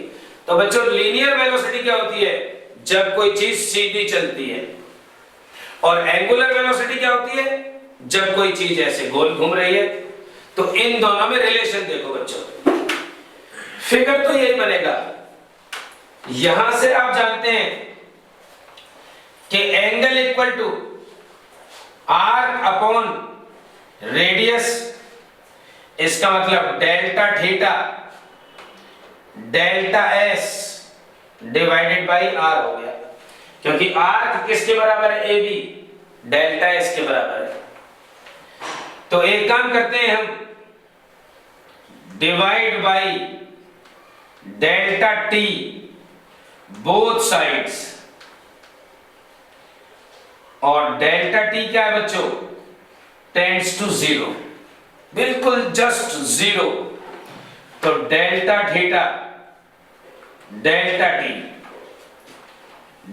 T tends to zero is equals to delta s delta T tends to zero into 1/r। तो बच्चों लिखने का तरीका समझो। अगर ऐसे आपने नहीं लिखा तो मार्क्स नहीं मिलते फिर। अब ये पूरी चीज इसको लिख लिया D theta divided by D t. ये जो पूरी चीज है इसको लिख लिया D s by D T into 1/r। तो बच्चों ये जो delta theta divided by D T है ये तो बन गया ओमेगा, एंगुलर वेलोसिटी। तो ये तो बन गया ओमेगा, ये d s by D t ये बन गया बच्चों वेलोसिटी, और 1/r। तो v is equals to r omega. ये आ गया आपका relation between linear velocity and angular velocity. अगर हम इसे एक बार और डिफरेंशिएशन कर दें, इसको एक बार और डिफरेंशिएशन अगर हम कर दें तो देखते हैं क्या आ जाएगा। तो बच्चों ये देख लीजिए, ये आपने समझ लिया। इसमें इस स्टेप के बाद ही ये स्टेप लेके आना है, डायरेक्ट नहीं करना, ये फिर मार्क्स नहीं मिलते। अब जरा देखना, अगर हम इसको डिफरेंशिएशन कर देते हैं एक बार और, तो देखो v is equals to r omega, differentiation कर दिया बच्चों, तो dv बाई dt, यहां तो डिफरेंशिएशन हो गया और यहां लग गया बच्चों प्रोडक्ट रूल। जो मैंने आपको समझाया था। कैसे? ये नंबर 1 और नंबर 2 दो फंक्शंस हो गए, तो रूल के according R as it is D by D T differentiation omega का plus omega as it is D by D T R का। तो बच्चों डी बाई डी टी ये तो बन गया एक्सेलरेशन, ये रहा आर रेडियस। अब बच्चों रेडियस तो किसी सर्कल की कांस्टेंट होगी ना, जब कांस्टेंट होगी रेडियस तो आर है, D omega by D T rate of change of angular velocity is called angular acceleration. तो ये बन गया बच्चों एल्फा प्लस में ओमेगा। अब rate of change of constant और डिफरेंशिएशन किसी कांस्टेंट का क्या होता है? 0। तो भाई यहां से आ गया ये इनटू 0, तो A is equals to r alpha, और ये हो गया तुम्हारा relation between linear velocity and angular velocity, और ये वाला linear relation, linear acceleration and angular acceleration में रिलेशन, ये खत्म होता है आपका।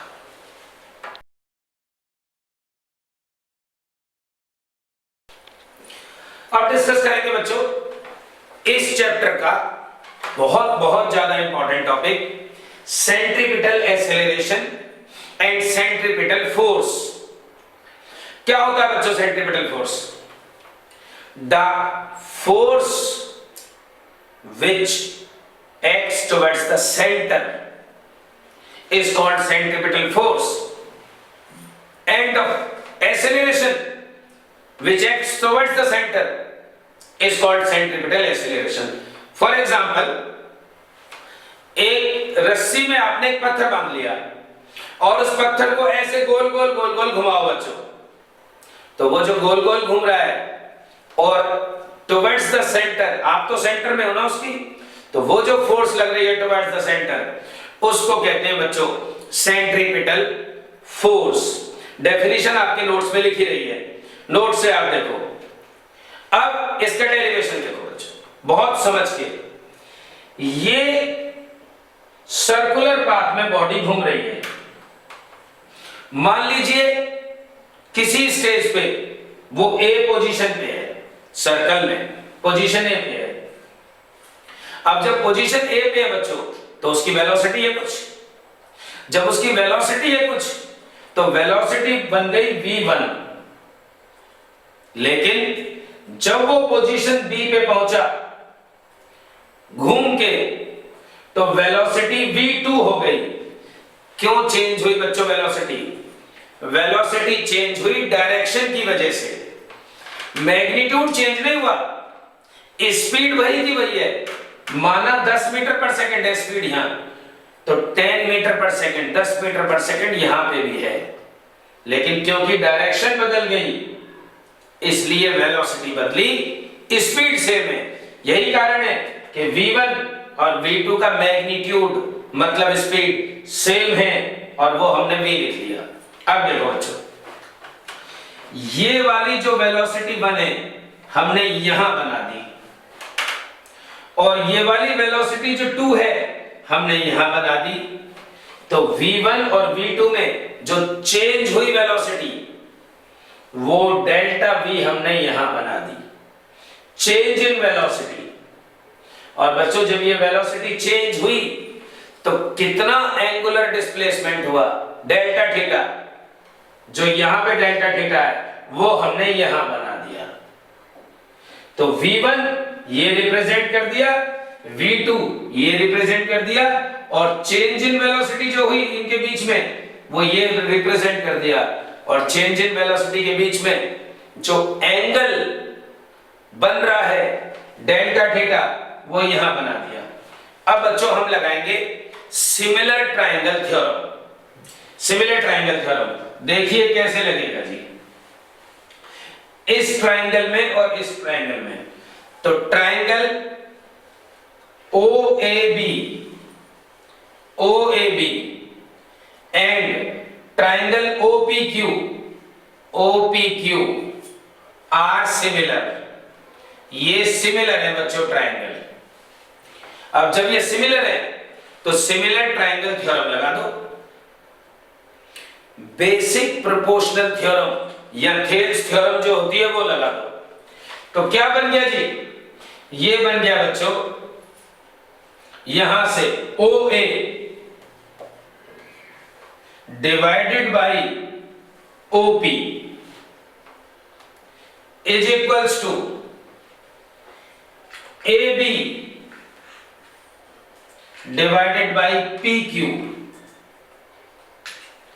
और बच्चों हम ये भी लिख सकते हैं OB डिवाइडेड बाई OQ, लेकिन कोई फायदा नहीं है क्योंकि OA और OB तो इक्वल है, बोथ आर रेडियस। तो यहीं से ले लेते हैं बच्चों, OA क्या है, OA है R और OP क्या है V1, इसका मैग्नीट्यूड वर्जन ले लो। AB हो गया डेल्टा S और वहां से बच्चों डेल्टा V बन गया।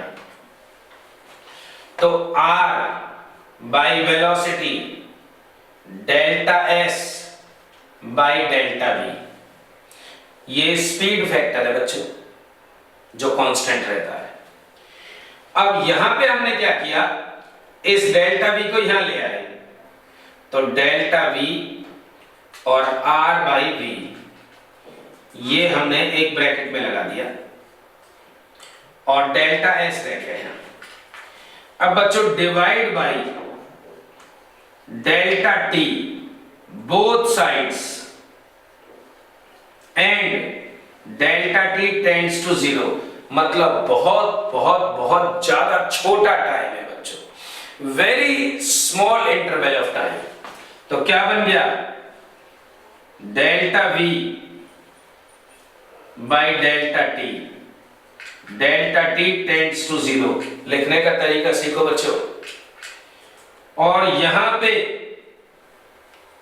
Delta V by delta T, delta T tends to 0, R upon V बच्चों पहले से ही लिख रहा है, यहां पे delta S delta T, delta T tends to 0। तो देखो बच्चों इसको क्या लिख देंगे हम, इसको रब कर देते हैं। यहां देखिए ये बच्चों delta V by delta T, delta T tends to 0, इस पूरे को लिखो बच्चों V बाई T, ये या dV by dt।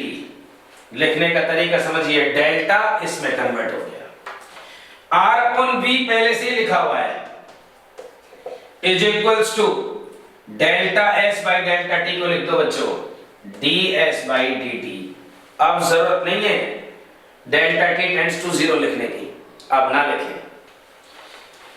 dV by dt बन गया बच्चों एक्सेलरेशन, ये R अपॉन V तो है ही, और ds बाई dt बन गया बच्चों वेलोसिटी।